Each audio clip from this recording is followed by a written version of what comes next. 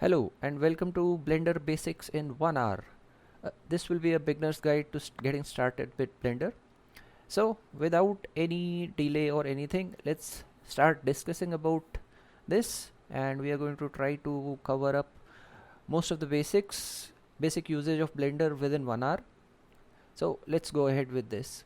So what exactly is Blender? Of course, if you are looking up at this course, you already know that Blender is a 3D modeling animation software, and there are a lot of things you can do with Blender.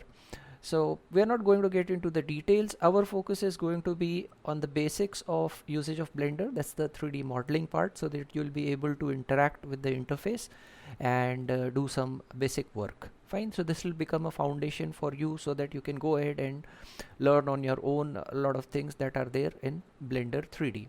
So what exactly is Blender and where you can get Blender from? So well, let's have a look at it. So this is the Blender's website, blender.org. This is from where you can download Blender. I have already downloaded the 4.2 version. Fine. So you can download one of the latest versions, or preferably a LTS version, which is a long-term support if you plan to work along with the project and all. So Blender being under the GNU GPL license, you can download and use it.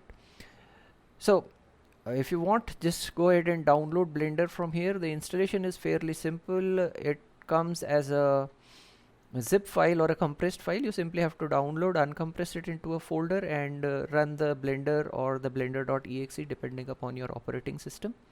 So once you have downloaded Blender, you will just double click on that Blender or blender.exe, just run that, and you are going to get an interface like this. Probably you will also get to see the splash screen, something like this. Depending upon your version, whichever you are using, you might get to see a different splash screen. Right now I'm on 4.2.9 LTS.